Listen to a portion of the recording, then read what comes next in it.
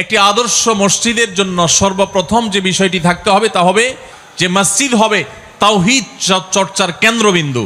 এখানে কোনো শিরকের নাম গন্ধ নিশানা থাকতে পারবে না। মসজিদে প্রার্থনা করবে শুধু আল্লাহ রাব্বুল আলামিনের কাছে। এখানে সেজদা হবে শুধু আল্লাহকে, কোনো কবরকে না, কোনো মাজারকে না, কোনো পীরকে না, কোনো জীবিত মৃত কোনো ব্যক্তিকে না, কোনো অদৃশ্য শক্তির কাছে কোনো সহযোগিতা চাওয়া নয়।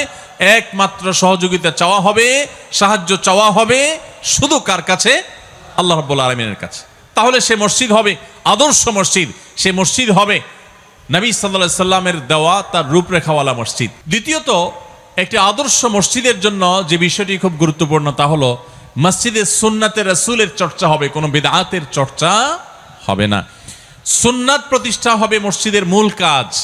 প্রত্যেকটা কাজে প্রিয় নবী সাল্লাল্লাহু আলাইহি সাল্লাম কি করেছেন, বিশেষ করে ইবাদতগুলো, ইবাদতের ক্ষেত্রে প্রিয় নবী সাল্লাল্লাহু আলাইহি সাল্লাম আদর্শ কি আছে, তার সালাত কেমন ছিল, তার নামাজ কেমন ছিল, তার রোজা কেমন ছিল, তার দোয়া কেমন ছিল, তার তিলাওয়াত কেমন ছিল, তার দুরূদটা কিভাবে পাঠ করা হতো, তিনি কোন আমলটা কিভাবে করতেন, সেই সুন্নাতগুলো প্রতিষ্ঠা করা হবে মসজিদের প্রধান কাজ।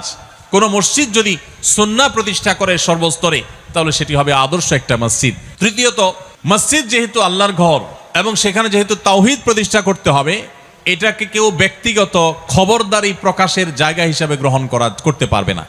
অনেক মসজিদ আছে যে মসজিদগুলো মসজিদের কমিটি, মসজিদের কর্তৃপক্ষ, মোতাওয়াল্লি, সভাপতি, সেক্রেটারি অথবা বিভিন্ন ব্যক্তিবর্গ তারা তাদের ক্ষমতা জাহিরের একটা কেন্দ্র হিসাবে মনে করেন। তারা মনে করেন যে তাদের খবরদারি জাহিরের একটা বড় জায়গা হলো মসজিদ। মসজিদ হলো গোলামি প্রকাশের জায়গা। আল্লাহর ঘরে এসেও যদি কেউ নিজের কর্তৃত্ব আর সর্দারি আর মাতবরি জাহির করতে চায় তো এর চাইতে বড় অহংকারী আর পাপিষ্ঠ এবং কপাল পোড়া হতভাগা আরেকজন হতে পারে না। মসজিদের দায়িত্ব বুঝে নিলে বা মসজিদ পরিচালনা করার দায়িত্ব পেলেই যে আপনি আল্লাহর প্রিয় পাত্র হয়ে গেছেন, এত সহজ হিসেব নিকেশ করার কোনো সুযোগ। এই জন্য আদর্শ মসজিদের জন্য এই জিনিসটা খুবই জরুরি যে মসজিদ কর্তৃপক্ষ ইমাম সাহেবকে, খতিব সাহেবকে বলবেন পরিষ্কারভাবে যে আপনি কোরআন এবং হাদিসের আলোকে আমাদের মসজিদকে আপনি আলোকিত করবেন, আবাদ করবেন। কোরআন হাদিসের বাইরে মন গড়া জিনিস আমরা চাই না। আজকাল সেই মসজিদ কমিটি খুব কমই পাওয়া যায় যে মসজিদ কর্তৃপক্ষ ইমাম সাহেব, খতিব সাহেবকে সে ফ্রিডমটা দেন, তাদেরকে সে স্বাধীনতা দেন, তাদেরকে তাদের কথা বলবার সুযোগ দেন। অবশ্য ইমাম খতিবদেরও দায়িত্ব আছে মসজিদ কমিটিকে বুঝিয়ে তাদেরকে কাউন্সেলিং করে তাদের কাছ থেকে বেশটা আদায় করে নেওয়া এবং মসজিদকে আদর্শ মসজিদ হিসাবে গড়ে তোলা।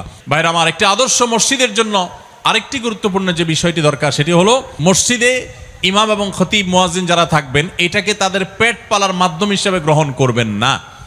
শরিয়াত দৃষ্টিকোণ থেকে ইমামতি, খতিবগিরি করে টাকা নেওয়া, বেতন নেওয়া জায়েজ হলেও এটা তাদের রুটি রুজির মাধ্যম না।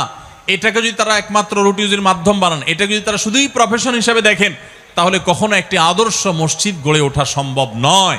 তাদের এটা হবে সেবা, এটা হবে তাদের দায়িত্ব পালন, এটা হবে আল্লাহর ভয় থেকে একজন ইমাম, একজন খতিব তার মুসল্লিদের, তার মুক্তাদিদের কারোর দুর্বলতা, কোনো ত্রুটির কথা মনে করে আল্লাহর কাছে ভোর রাতে তাহাজ্জুদের সময় দোয়া করবেন, সেজদায় দোয়া করবেন, নামাজের পর দোয়া করবেন, বিভিন্ন সময় দোয়া করবেন তাদের জন্য। এটা হবে একজন আদর্শ ইমাম, একজন খতিবের দায়িত্ব। একজন আদর্শ ইমাম খতিব ছাড়া একটা আদর্শ মসজিদ সম্ভব নয়। আদর্শ মসজিদ তখন হবে যখন সেই মসজিদের ইমাম, খতিব, মুয়াজ্জিন সবাই আদর্শবান হবেন। ইমাম খতিবদের উচিত মসজিদগুলোতে নানাবিধ আয়োজন করা, বিভিন্ন প্রোগ্রাম করা, প্রোগ্রামের মাধ্যমে এলাকাবাসীকে নানাবিধভাবে উপকার পৌঁছানো। আমাদের প্রিয় নবী সাল্লাল্লাহু আলাইহি ওয়াসাল্লাম মসজিদ আপনারা জানেন শুধু নামাজ পড়ার ঘর ছিল না। সারা বাংলাদেশে মসজিদগুলো এখন বেশিরভাগ মসজিদগুলো হলো নামাজের ঘর। শুধুমাত্র সেখানে নামাজটা হয়, নামাজের পরে আবার তালা মেরে দেওয়া হয়, বাস শেষ। অথচ মসজিদ থেকে আমরা নানাবিধ সামাজিক কর্মকাণ্ড আমরা করতে পারি। বিশেষ করে আমাদের সমাজে পারিবারিক ব্যবস্থা ভঙ্গুর হয়ে গেছে, দাম্পত্য জীবন ভয়ঙ্কর একটা অবস্থা পার করছে। আমরা জানি স্বামী স্ত্রীর মধ্যে মনোমালিন্য চরম আকারে, ঘরে ঘরে সংসার ভেঙে খান খান হয়ে যাচ্ছে। এরকম কঠিন পরিস্থিতিতে মসজিদের ইমাম সাহেবরা যদি প্রশিক্ষণ নিয়ে তারা যদি কাউন্সিলর হওয়ার দায়িত্ব নেন, কাউন্সিলর বলতে মানুষকে কাউন্সেলিং করা এবং ফ্যামিলি কাউন্সেলিংটা যদি তারা সঠিকভাবে করতে পারেন তাহলে ইনশাআল্লাহ আমাদের সমাজের এই ভয়াবহতা কিছুটা হলেও রোধ করা সম্ভব। আল্লাহ তাআলা আমাদের সমস্ত মসজিদগুলোকে সেরকম মসজিদ হিসেবে কবুল এবং মঞ্জুর করবেন, আমিন। মসজিদ হলো ইসলামী সমাজ ব্যবস্থার হৃৎপিণ্ডের মতো। মানুষের শরীরের জন্য, মানুষের জন্য হৃৎপিণ্ড যেরকম গুরুত্বপূর্ণ অঙ্গ, ঠিক একইভাবে মসজিদ হলো একটা মুসলিম সমাজের হৃৎপিণ্ডের মতো। মসজিদ ছাড়া একটা মুসলিম সমাজ কখনো চিন্তাই করা যায় না, কল্পনাই করা যায় না। এই জন্য আমাদের প্রিয় নবী সাল্লাল্লাহু আলাইহি ওয়াসাল্লাম মক্কা থেকে মদিনায় হিজরত করে আসার পর সর্বপ্রথম যেই কাজটি করেছেন, সর্বপ্রথম যে আমলটি করেছেন সেটি ছিল মসজিদ নির্মাণ। মসজিদ নির্মাণের আমলটি আমাদের প্রিয় নবী সাল্লাল্লাহু আলাইহি সাল্লাম সবকিছুর আগে করেছেন। ইসলামের ইতিহাসে প্রিয় নবী সাল্লাল্লাহু আলাইহি সাল্লামের স্বহস্তে নির্মিত, তার তত্ত্বাবধানে নির্মিত সর্বপ্রথম মসজিদের নাম কি? মসজিদে কুবা। প্রিয় নবী সাল্লাল্লাহু আলাইহি সাল্লাম মক্কা থেকে হিজরত করে যখন মদিনায় প্রবেশ করেছেন, কুবা অঞ্চল দিয়ে, কুবা এলাকা দিয়ে প্রবেশ করেছেন মদিনায়।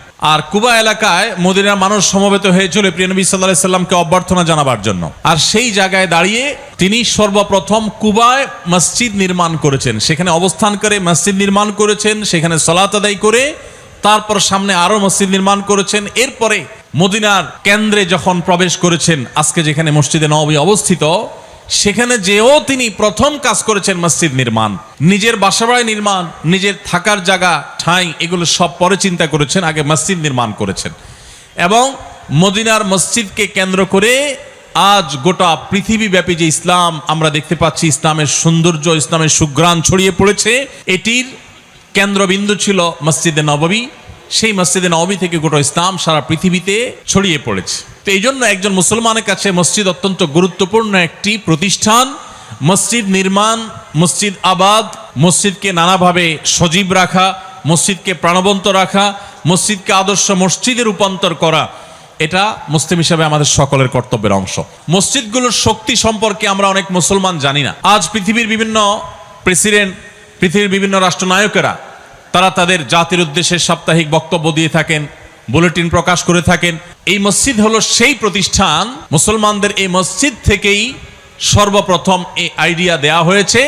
সপ্তাহে একদিন এলাকার সর্বস্তরের মানুষের উদ্দেশ্যে ভাষণ দিবেন সম্মানিত খতিব, এবং তাদের সুবিধা অসুবিধা, তাদের করণীয় বর্জনীয়, তাদের জন্য প্রয়োজন নির্দেশনা তিনি প্রদান করবেন। এর মাধ্যমে একটা আদর্শ এবং সুন্দর সমাজ গড়ে উঠবে। তো এটার কেন্দ্র হলো যে মসজিদ, সে মসজিদগুলো যদি আদর্শ মসজিদ হয়, সে মসজিদ যদি কোরআন এবং হাদিস যে মসজিদের ছক এঁকে দিয়েছে, কোরআন এবং হাদিস যে মসজিদের রূপরেখা বাতলে দিয়েছে, আমাদের মসজিদগুলো যদি সেরকম মসজিদ হয়, তাহলে এরকম মসজিদ অনেক বেশি প্রয়োজন হবে না। একটি মসজিদ গোটা পৃথিবীকে পরিবর্তন করার জন্য যথেষ্ট হবে ইনশাআল্লাহ। সময়ত ভাইরা আমার, মসজিদে নববীতে একটি মসজিদই ছিল, যে মসজিদ আমাদের মসজিদগুলোর মতো এত দামি পাথর ছিল না, যে মসজিদগুলোতে আমাদের মসজিদগুলোর মতো এত উন্নত নানা রকমের ব্যবস্থাপনা, এয়ার কন্ডিশন থেকে নিয়ে নানা রকমের সাউন্ড সিস্টেম আজকাল যেগুলো থাকে আধুনিক, এর কোনো কিছুই যে মসজিদে ছিল না।